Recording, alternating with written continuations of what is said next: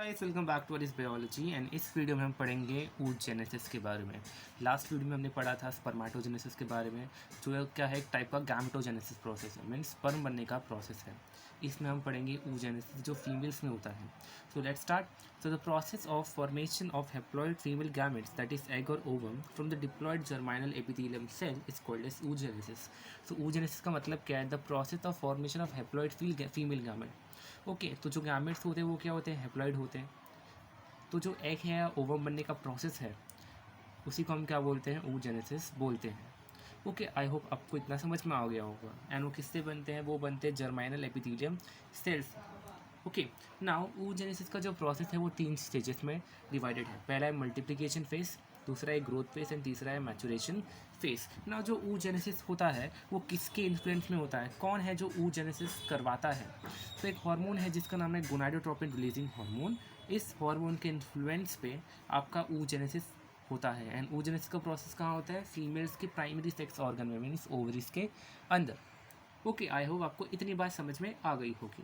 Now इसका process पढ़ते कैसा होता है। तो मैंने बोला कि एक डिप्लॉइड जर्माइनल एपिथेलियम सेल से ही आपका एक हैप्लॉइड ओवम बनेगा। तो सबसे पहला जो सेल होता है उसको हम क्या बोलते हैं? प्राइमरी जर्म सेल, जिसको शॉर्ट फॉर्म में पीजीसी कहा जाता है। एंड ये क्या होता है? ये एक डिप्लॉइड सेल है। क्या है? डिप्लॉइड है। ओके, तो सबसे पहले क्या होगा? इसे माइटोसिस होगा।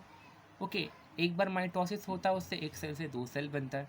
दूसरी बार माइटोसिस होता है फिर 2 सेल से 4 सेल बनते हैं। नाउ ये जो अभी सेल बने हैं ये क्या है?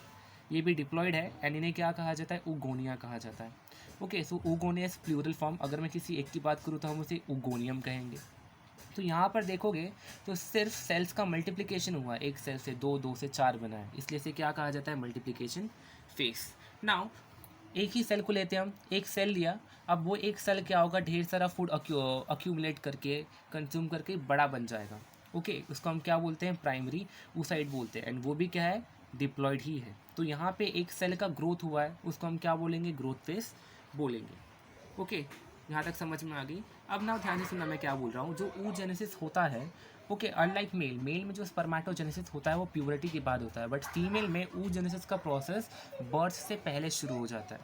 ओके, तो अब तक मैंने तुमको जितना भी प्रोसेस बताया वो सब क्या? बर्थ के पहले होता है। ओके, एंड कुछ प्रोसेस जो है फीमेल के बॉडी के अंदर oogenesis का, वो बर्थ के बाद होता है। एंड कुछ फर्टिलाइजेशन के टाइम होता है।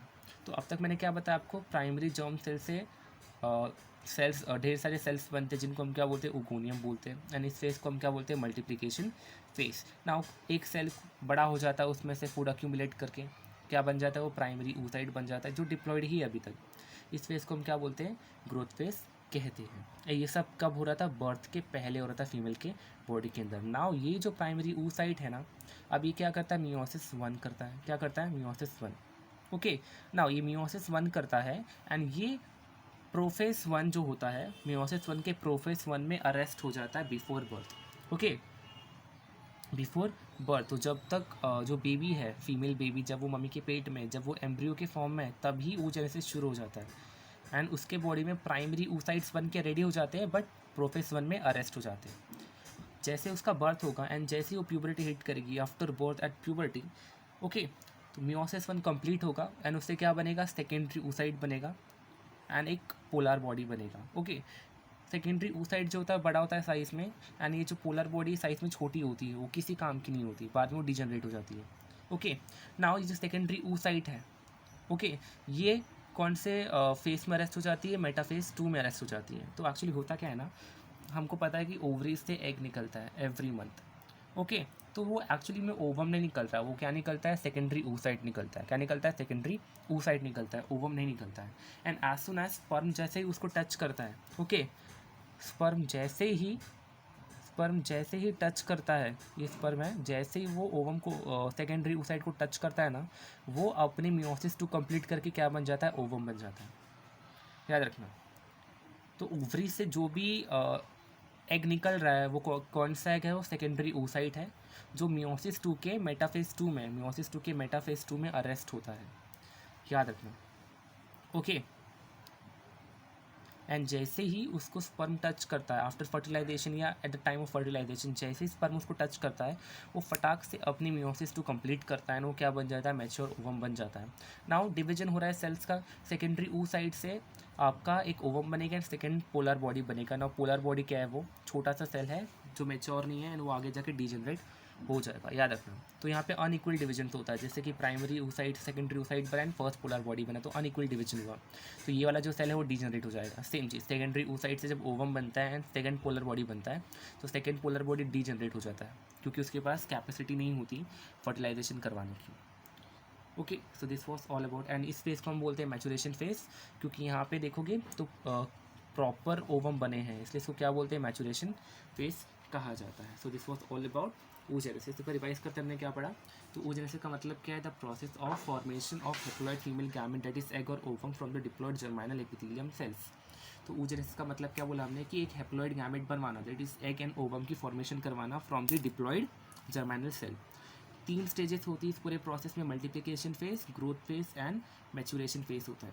एंड oogenesis कौन से हार्मोन के इन्फ्लुएंस में होता है, गोनाडोट्रोपिन रिलीजिंग हार्मोन के इन्फ्लुएंस पे होता है। तो पहला मैंने क्या बोला, प्राइमरी जर्म सेल क्या होता है, जिसको पीजीसी कहा जाता है, जर्मिनल सेल जो 2n होता है, मीन्स डिप्लॉइड होता है, वो माइटोसिस करता है एंड वो क्या बनाता है, ओगोनियम बनाता है, जो क्या होते हैं 2n मीन्स डिप्लॉइड ही होते हैं। उसके बाद एक जो ओगोनियम है वो क्या हो जाएगा, ढेर सारा फूड अक्यूमुलेट करके बड़ा हो जाता है साइज में, उस फेज को हम क्या बोलते हैं, ग्रोथ फेज, एंड वो क्या बन जाता है, प्राइमरी oocyte बन जाता है। एंड ये सारा कुछ कब होता है, बर्थ के पहले होता है फीमेल की बॉडी के अंदर, मीन तब होता है जब वो मम्मी के पेट में ही है। उसके बाद प्राइमरी oocyte बन के रेडी हो जाते हैं।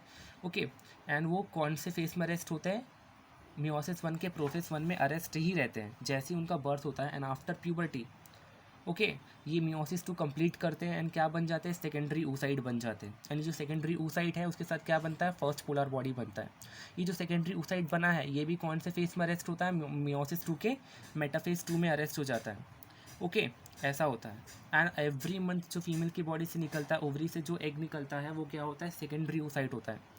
एंड जैसे ही इसको स्पर्म टच करता है वो अपनी मियोसिस 2 कंप्लीट करके क्या बन जाता है, मैच्योर ओवम बन जाता है। एंड सेकेंडरी पोलर बॉडी भी बनती है, बट ये डीजनरेट हो जाती है बिकॉज ये यूजलेस है फिलहाल के लिए। ओके, एंड इसी फेज को हम क्या बोलते हैं, मैचुरेशन फेज। तो ये किसके बारे में था, ये पूरा का पूरा प्रोसेस था oogenesis का। आई होप आपको समझा होगा। So if you like my video, do share with the friends, comment down if you have any question and any query, and comment करके ये भी पता वीडियो कैसे चलेगी, एंड सब्सक्राइब कर देना जाते जाते। Thank you.